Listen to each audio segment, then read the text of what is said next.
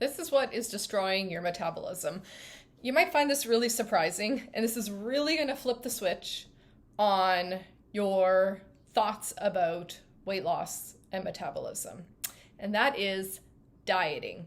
Dieting is destroying your metabolism. But first, I am Julie Bikarski, and I am a nutritionist and weight loss coach for high-performing, busy, active women headed into their 40s and beyond who want to lose weight, get leaner, get stronger, and have fun doing it in the most sustainable way. So, what is your metabolism?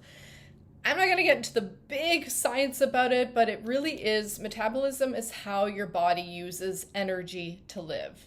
Now, if you think about this, it's really more than just how you look. And when you think about it from a global standpoint, it actually might start to help you change your perspective on metabolism in general, but certainly dieting. So it is all about how you feel, your energy, your sleep, your sex drive and libido, the health of your hormones, your mood, the health of your hair, skin, and nails. It's just so much. It's so vast. And yet chronic dieting and under eating can impact all of that.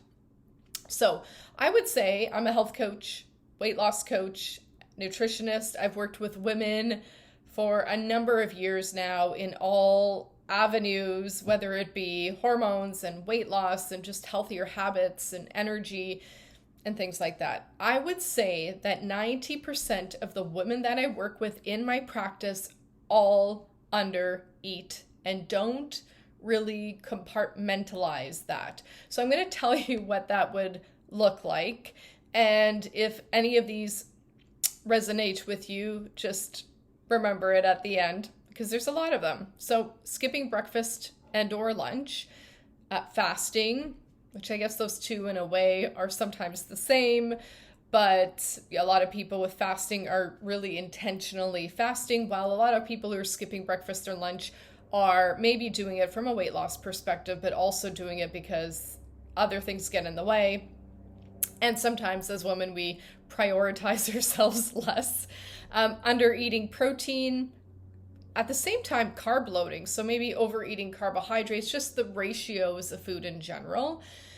Eating salad with boring ass chicken, which is what I used to do. And if you know me, I don't love salads for this particular reason. So if you see me eating a salad, it's like it's a salad and it's loaded with a lot of yummy things in it. So I've really recreated that. Green juices for breakfast. I've been on so many juice cleanses in my life. If I look back on that, it's crazy. Setting your food tracker. So if you use like any food tracker, it really doesn't matter. And you're setting your calories to 1,500 calories a day with no logical reason, I will tell you, you're under eating for sure. So when your diet is, your diet consistently looks like that, like you're always on a diet, AKA you're under eating, your metabolism starts to down regulate. And what that means is that your body, think of your body has this sort of smart app built into it. And eventually your body adapts to the energy that it is given. So it down regulates. And this is why when you start to decrease calories or you start to eat less and you're portion controlling, whatever you're doing, you might see a drop in weight initially. For a lot of women, that's water weight, initially. And then it just eventually stops. So in your mind, you're like, well, it was working when I was eating less initially, so let's drop the calories even more and more. And in reality, if you're only eating 1,500 calories a day, how much lower can you really go where all your hair, skin, and nails, starts to get impacted, your hormones, your energy, your mood, your strength, your resilience, your sleep, those things then start to get impacted. And here's what happens along the way beyond that. Those hunger hormones start to rev up. So there are all these hormones that we're dealing with. We often don't talk about these hunger hormones that we have, but these hunger hormones really come into play. And you will find that you are hungry hungrier than usual, and you feel sometimes like your body is out of control because maybe in your mind you're eating enough because you think, I have to eat less to lose weight. Well, the fact is you are hungry because you are not giving your body enough fuel that it actually needs in order to thrive. Now, I just want to point this out. Yes, in order to lose weight, you do need to slightly decrease calories, but slightly, and not for all women. That's the thing. There kind of are two groups of women. And for most women, the ones that undereat, which are the ones I'm speaking to that have been on regular diets, this wouldn't apply to you. This really only applies to women that are eating more than their body's energy expenditure.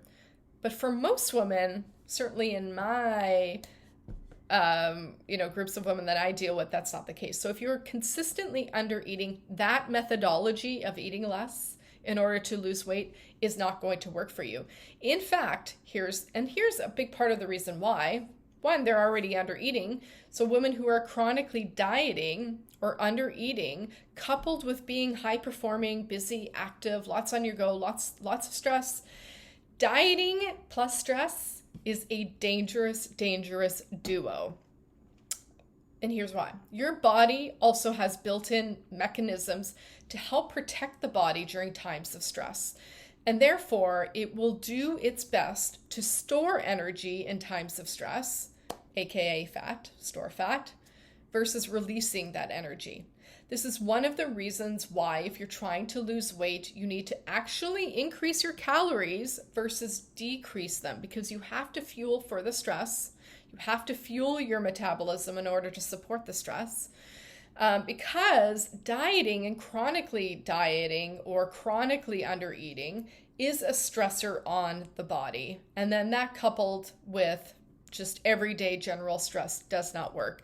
I personally have dealt with fluctuations in weight as a result of stress when I thought that I was eating clean and working out, maybe over working out, maybe really under eating, and you feel puffy and inflamed and the weight just isn't releasing. Well, that's part of the reason.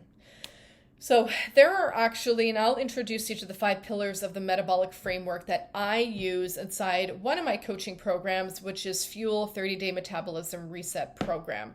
And I'm going to walk through all 5 of them to give you an understanding of why metabolism isn't always just about the food or about the movement. It's like really a framework of things that we have to use to support our body.